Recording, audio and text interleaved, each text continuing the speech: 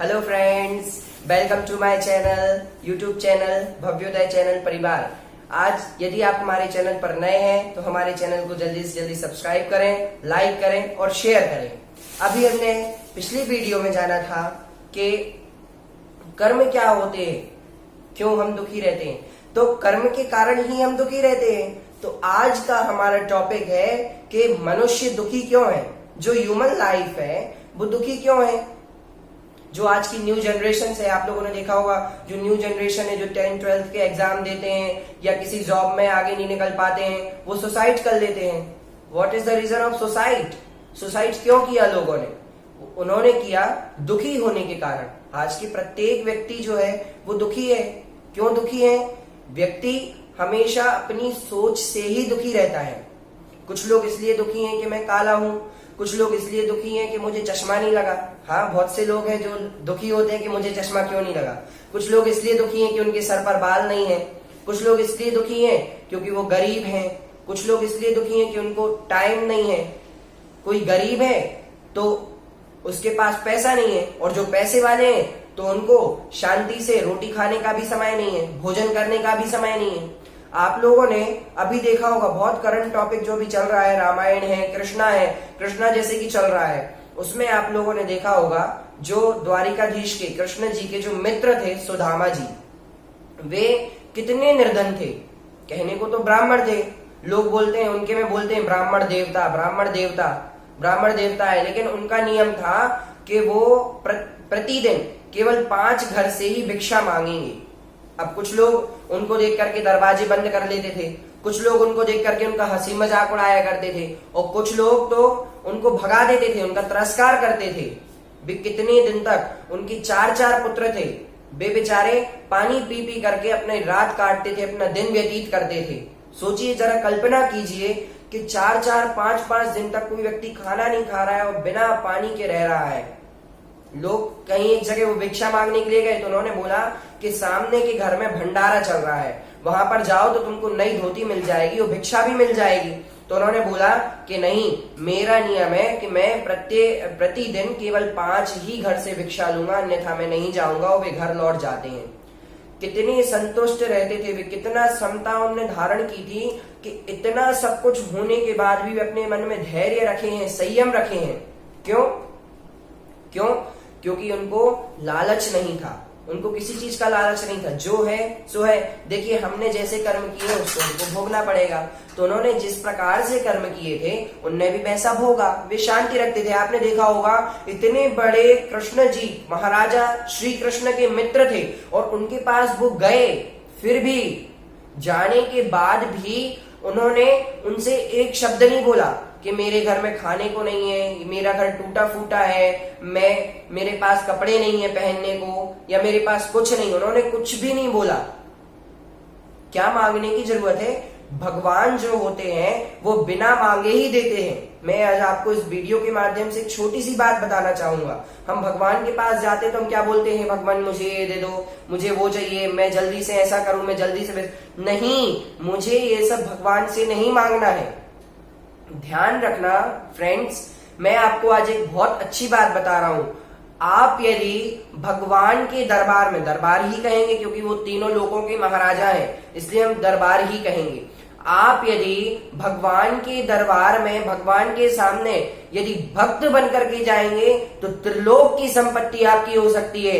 लेकिन यदि आप भगवान के दरबार में भिखारी बन करके जाते हैं तो आपको कुछ नहीं मिलेगा। भगवान भक्त की ओर देखता है।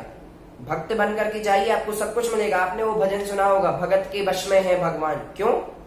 इसलिए क्योंकि भक्त बन करके जाएंगे तो आपको सब प्राप्त होगा, और भिखारी बन करके जाएंगे तो आपको कुछ भी प्राप्त नहीं होगा। आज की दुखी होने का कारण है हमारी गंदी सोच। हम 10th क्लास में फेल हुए तो क्या इज्जत रह जाएगी? लोग क्या बोलेंगे? अरे लोग क्या बोलते हैं उसको सोचो। लोगों का तो काम है कहना। लोग हमेशा कुछ भी कहते रहते, तो लोग कुछ भी कहेंगे तो क्या हम उनकी बातों को मान लेंगे? बच्चे केवल इतनी सी बात पर सुसाइड करते हैं कि मैं 10th क्लास में फेल हो गया, तो मर जाते हैं, फांसी लगा लेते हैं, जहर खा लेते हैं, नस काट लेते हैं, तालाब में या नदी में कूद जाते हैं। क्यों? हम अपनी सोच को बदलें। हमारी सोच क्या है? मेरी थिंकिंग क्या है?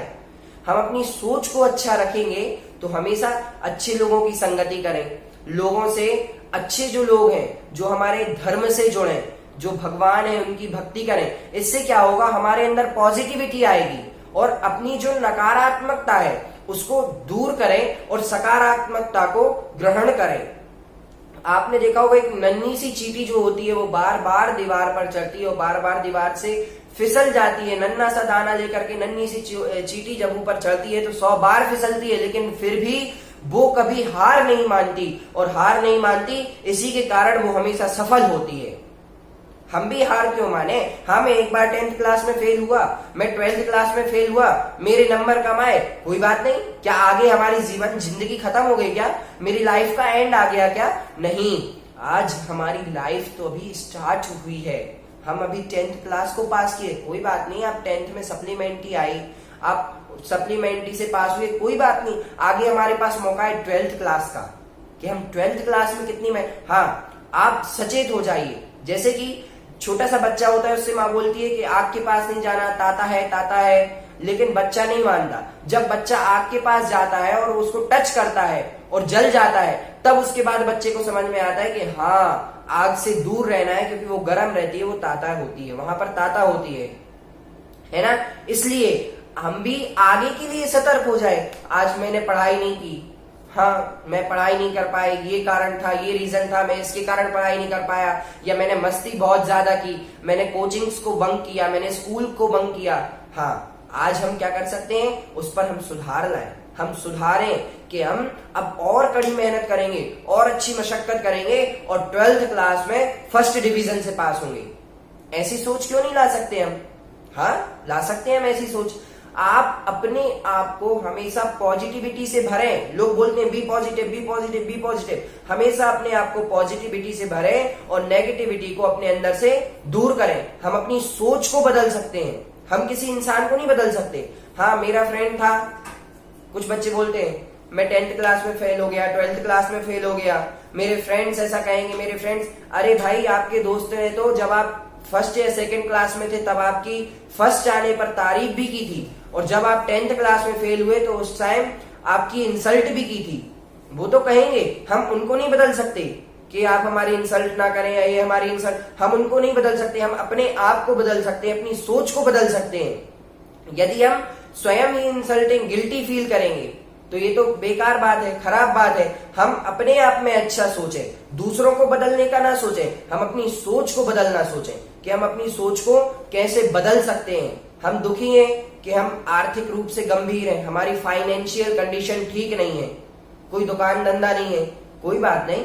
हमारे पास इसलिए नहीं है क्योंकि हमने कुछ ऐसे कर्म किए होंगे, इसलिए हमारे पास आज ये सब नहीं है। हाँ, किसी व्यक्ति ने अच्छे कर्म किए होंगे तो उसके पास वो सब कुछ है।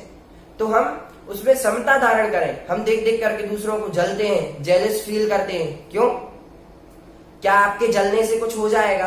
कुछ लोग क्या करते हैं, किसी को देख करके जलते रहते हैं, बस उसी में उनकी जिंदगी खत्म हो जाती है। हम दूसरों को देख करके क्यों जल रहे हैं? हम खुद पुरुषार्थ करें, मेहनत करें और मेहनत कर करके सफलता को प्राप्त करें। ऐसा कोई भी वस्तु नहीं है जिसको हम प्राप्त ना कर सकें, बस उसका कारण है पुरुषार्थ।